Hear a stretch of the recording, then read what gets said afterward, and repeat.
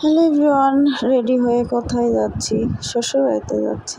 এভাবে রেডি হয়ে যাই হোক, হচ্ছে আমার রাজশাহী থেকে গ্রামের বাসা থেকে শ্বশুরবাড়ি। আমার খালি দৌড়াদৌড়ি, এই দৌড়ের উপরেই আছি আমি। যাই হোক, কিছু করার নেই। কেমন আছেন সবাই? আশা করি সবাই ভালো আছেন। আমি রেডি হয়ে শ্বশুরবাড়িতে চলে যাচ্ছি। আমি লাগেজ আনি নাই। আর এই তো আব্বুর খ্যাটখেটি গাড়িটা বের করছে, মানে আমার ছোটো আব্বু তো বাসায় থাকে না। ছোটো আব্বুর খ্যাটখেটি গাড়ি, মানে এটা হচ্ছে জাহাজ, উড়োজাহাজ বলে।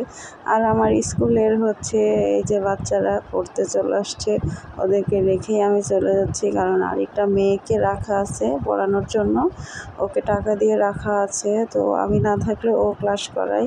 তো ওরা হচ্ছে আরেকটা স্কুলেও পড়ে, ওরা আবার অঙ্ক করাচ্ছিল। ওরা একটু বড় এদের চাইতে, তো ওরা একটু অঙ্ক শেখাচ্ছিল, অঙ্ক করাচ্ছিল আর কি। বড় বড় অঙ্ক করায় ফেলছে আর কি। যাই হোক, ছোটো মানুষেরা পারবে না। তারপরে আমি গাড়িতে উঠে গেলাম। আব্বু এই তো নিয়ে যাচ্ছে আমাকে।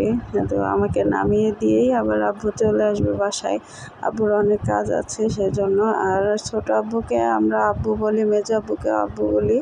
মানে আমার ছোটো চাচা মেজো চাচা দুজনকে আব্বু বলি। কি হঠাৎ করে অনেকে অপরিচিত, অনেকে বুঝতে পারে না যে ভাই হচ্ছে আব্বু বলতেছে, এটা আপনার মেয়ে তো নয় আপনার। তো আব্বুরাও একটু সবাই কনফিউশনে পড়ে যায় যে না ভাই ছোটোবেলা থেকে আব্বু বলেই ডাকে, এই জন্য এখনও আব্বু বলেই ডাকে। যে আমার ভাতিজে হয় এই আর কি। তো এইভাবেই আর কি, আমাদের ডাকের কোনো সিরিয়াল নাই। আমার দাদিকে দাদা বলি আর দাদাকে নানা বলি ছোটোবেলা থেকেই। কারণ আমার নানি বাড়ি অনেক দূরে। আমার দাদাই আমাকে শিখিয়ে দিয়েছে যে আমাকে নানা বলবা আর তোমার দাদিকে দাদা বলবা, হয়ে গেল। তো দূরে আছে বলে মন খারাপ করার দরকার নেই, আমরা তো সবাই আছি। তো আমার শ্বশুরবাড়িতে চলে আসলাম। এই তো আমার বেড, রুম, তো কি আর করার।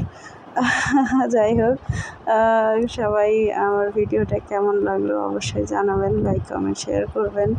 আর আমার শ্বশুরবাড়িতে এসেই আমি সব গোছানোই পাই, সবাই অনেক ভালো, আলহামদুলিল্লাহ।